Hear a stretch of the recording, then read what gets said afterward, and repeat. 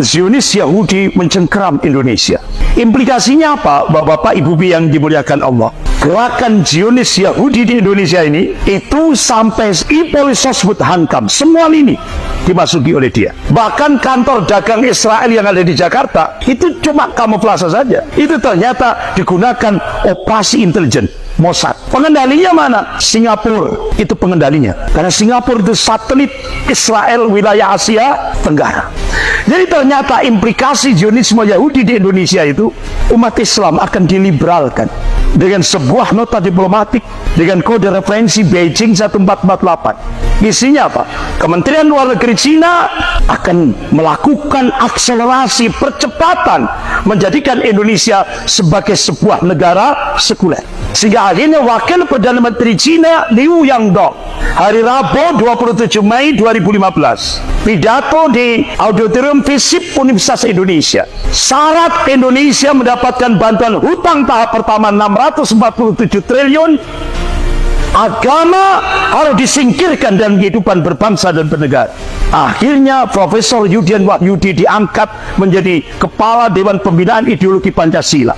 Selesai diangkat di Istana Negara, beliau memberikan statement, agama musuh terbesar Pancasila, agama musuh negara. Skat 2016. Sehingga akhirnya Mendikbud, Menteri Pendidikan dan Kebudayaan Pak Nadiem Makarim melonceng roadmap pendidikan nasional 2020-2035. Sudah tidak ada lagi agama.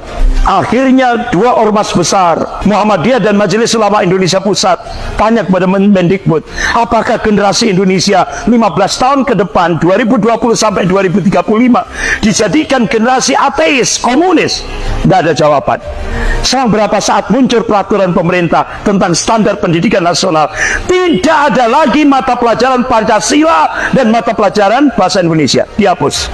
Bapak-bapak, ibu-ibu yang dimuliakan Allah, ujung-ujungnya ideologi Pancasila akan diganti komunis, puncaknya ateis. Kita sekarang dikuasai oleh elit Cina, Partai Komunis Cina, Triad dan Taipan Hong Kong. Ini adalah bagian dari Illuminati, Zionisme Yahudi Internasional, duet maut Cina dan Yahudi.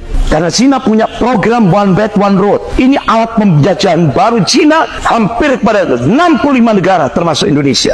Bapak-bapak, ibu yang dimuliakan Allah, inilah strategi Cina yang dilakukan untuk Indonesia, one country and two system. Satu negara tapi dua sistem. Elaborasi ideologi sosialis, komunisme dan sekuler kapitalisme ini digunakan dengan di backup oleh militer Cina, yaitu tentara merah. Makanya mantan Gubernur DKI Pak Sutioso, Jenderal Sutioso, yang dulu mantan Kepala BIN Badan Intelijen Negara, dampak Indonesia dapat bantuan hutang tahap pertama 647 triliun. Wakil Perdana Menteri Cina Liu Yangdong pidato di Auditorium FISIP Universitas Indonesia hari Rabu 27 Mei 2015, 10 juta rakyat Cina daratan wajib masuk ke Indonesia. Target 2020 harus genap 10 juta. Dan Presiden sudah mengumumkan 10 juta sudah selesai. Hanya pemerintah menyiapkan 19 bandara udara dan laut untuk menyongsong tentara merah. Akhirnya utusan dari Mabes Angkatan Darat datang ke pesantren-pesantren, termasuk ke pesantrennya Ustaz Muhammad Zulkifli Ali, termasuk ke pesantren saya di Malang. Datang, Ustaz, TNI yang aktif itu 500 ribuan kurang lebih, sementara tentara merah sudah 10 juta. Kita TNI tidak akan mampu kalau tidak ditopang oleh umat Islam. Umat Islam wajib menyelamatkan NKRI. Makanya kenapa Jenderal Purnawirawan Gatot Nurmantio memberikan statement, benteng terakhir negara kesatuan Republik Indonesia ini adalah umat Islam.